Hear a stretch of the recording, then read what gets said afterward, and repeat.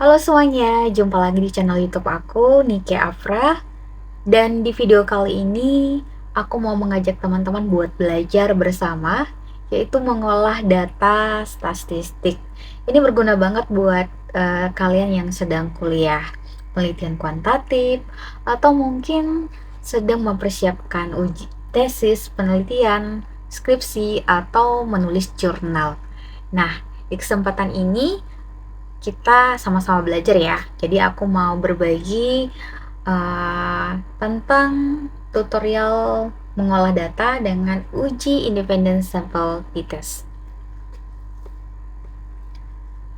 Sebelum langkah-langkah mengolah data independent sample t-test, kita cari tahu dulu apa sih itu independent sample t-test.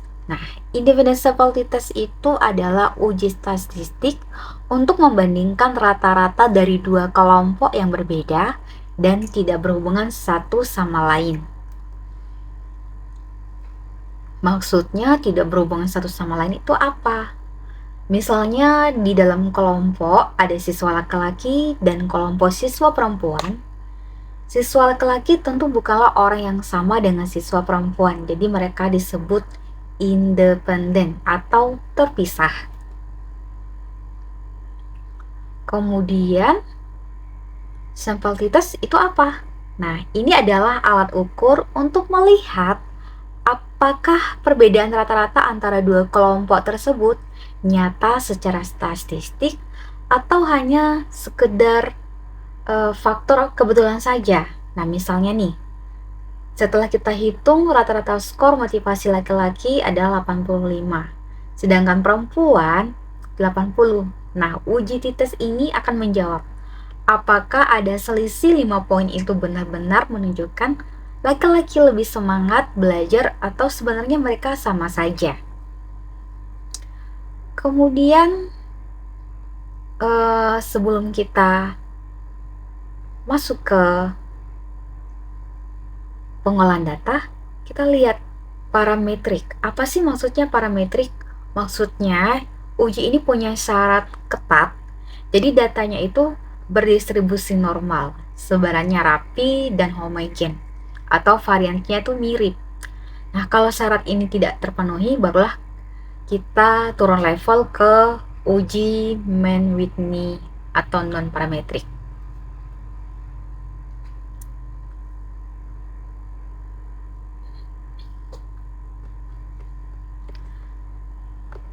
Sebelum kita masuk ke aplikasi SPSS, kita menentukan dulu nih, apa yang mau kita uji. Di sini kita punya variabel independen, yaitu gender laki-laki atau perempuan. Kemudian variabel dependennya yang akan kita uji adalah skor, intensitas bermain game, dan penggunaan bahasa. Nah, kebetulan data ini merupakan data hasil dari responden, yaitu siswa yang ingin saya analisis terkait penggunaan bahasa slang. Apakah ada pengaruhnya dengan intensitas bermain game dengan penggunaan bahasa slang? Kemudian selanjutnya kita harus menyusun hipotesisnya dulu. Nah, hipotesis 0, tidak terdapat perbedaan yang signifikan pada intensitas bermain game dan penggunaan bahasa slang antara siswa laki-laki dan perempuan. Lalu, hipotesis alternatifnya, terdapat perbedaan yang signifikan pada intensitas bermain game dan penggunaan bahasa slang antara siswa laki-laki dan perempuan. Teman-teman, tanpa berlama-lama, ayo kita eksekusi data yang akan kita olah ke independent sample t-test. Kita sudah masuk ke aplikasi SPSS statistik, yang saya gunakan adalah versi 25. Nah, yang pertama adalah kita input datanya dulu. Kita cari data yang akan kita gunakan atau kita uji. Jadi saya sudah menyiapkan data dari responden peserta didik di sekolah. Klik open. Nah, ini datanya sudah saya olah, sudah saya ubah. Nah, untuk teman-teman, langkah awal jika kita ingin menguji independency test, karena di sini variabelnya itu adalah yang saya gunakan berdasarkan gender, jadi pastikan di variabelnya ini sudah di coding datanya, yaitu laki-laki 1, perempuan 2. Jadi sudah oke ya. Kemudian untuk total score atau variabel yang untuk yang kita ukur maksudnya, yaitu ada 2. Di sini ada intensitas bermain game dan penggunaan bahasa slang. Nah, mungkin teman-teman masih bingung bagaimana cara untuk membuat variabel tersebut. Klik transform, come to variable. Nah, di sini variabel yang akan diuji adalah intensitas bermain game.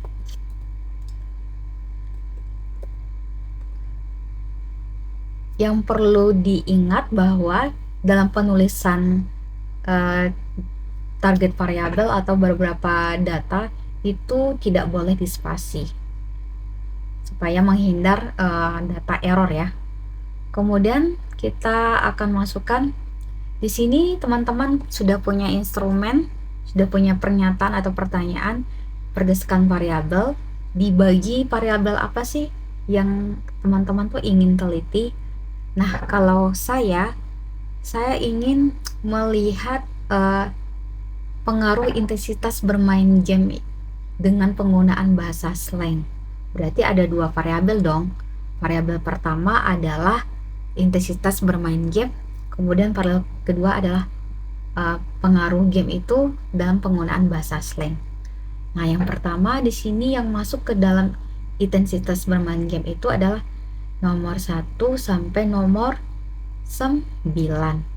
Jadi dilakukan seperti ini ya teman-teman. Masukkan satu persatu 1 sampai 8 ya. Jadi nomor 9 itu di variabel berikutnya. Jadi dilakukan seterusnya, klik plus, klik P3 plus. Nah, ini pernyataan yang sudah saya coding, sudah saya buat kode. Lalu klik OK. Nanti dia akan menjadi satu, seperti dalam satu rumah gitu ya, ngumpul gitu.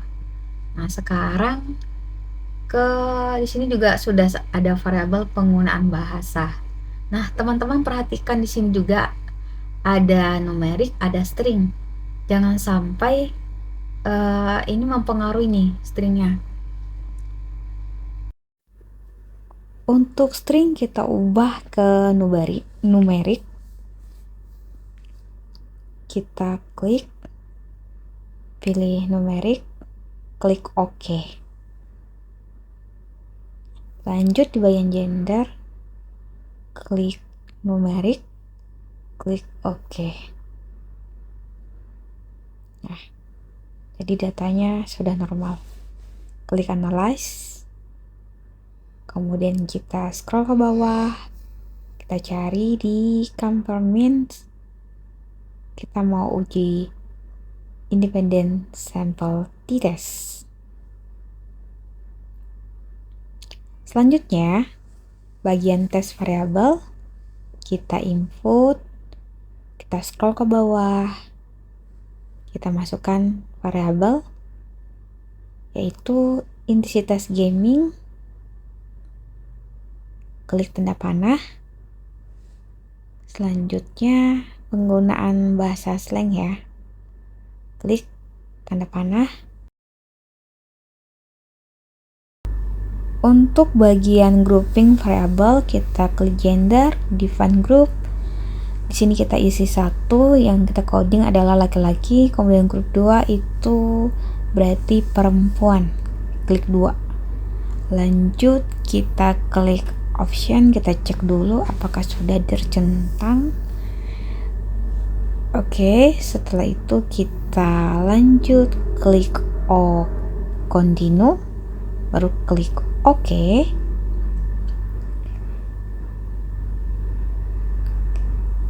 Kita tunggu. Ya, inilah hasil dari uji independent sample t-test.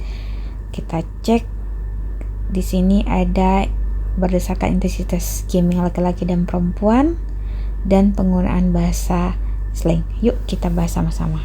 Berdasarkan pada tabel ini dapat dilihat intensitas bermain game laki-laki dan perempuan maupun penggunaan bahasa slang. Dapat dilihat perbandingannya, mainnya itu laki-laki lebih tinggi daripada perempuan. Kemudian dari hasilnya independent sample test, hasilnya itu signifikan 0,000. Maka dapat disimpulkan hipotesisnya adalah sebagai berikut.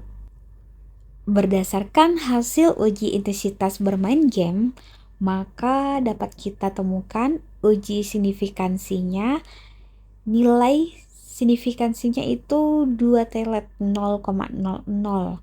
Jadi keputusan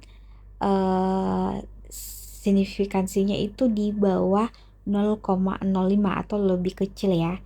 Jadi hipotesis 0 ditolak, hipotesis alternatif diterima. Artinya terdapat perbedaan yang signifikan antara siswa laki-laki dan perempuan dalam intensitas bermain game. Dari output SPSS, analisis data, uji rata-rata min siswa laki-laki itu lebih tinggi dibandingkan siswa perempuan. Jadi dapat disimpulkan bahwa siswa laki-laki memiliki intensitas bermain game yang lebih tinggi dibandingkan siswa perempuan. Kemudian untuk hasil uji intensitas berbahasa slang saat bermain game, dapat kita temukan bahwa uji signifikansinya itu hipotesisnya nilai signifikansinya 2 telet 0,000, kemudian keputusan signifikansi lebih kecil daripada 0,05, maka hipotesis 0 ditolak, hipotesis alternatif diterima. Artinya terdapat perbedaan signifikan antara siswa laki-laki dan perempuan dalam penggunaan bahasa slang. Nah, dari uji analisis data slang, maka ditemukanlah bahwa siswa laki-laki itu lebih tinggi jika dibandingkan dengan siswa perempuan dalam menggunakan bahasa slang. Siswa laki-laki cenderung lebih sering menggunakan bahasa slang dibandingkan siswa perempuan pada saat streaming atau bermain game. Berdasarkan uji independent sample t-test sudah menjawab hipotesis, maka kesimpulan penting yang dapat kita ambil yaitu terdapat perbedaan signifikan dalam intensitas bermain game, kemudian terdapat perbedaan signifikan dalam penggunaan bahasa slang. Jadi hipotesis penelitian terbukti secara statistik, yaitu menunjukkan bahwa siswa laki-laki cenderung lebih intens bermain game. Karena intens bermain game maka lebih sering menggunakan bahasa slang, misalnya kata gokil, mantul, atau mabar dibandingkan siswa perempuan.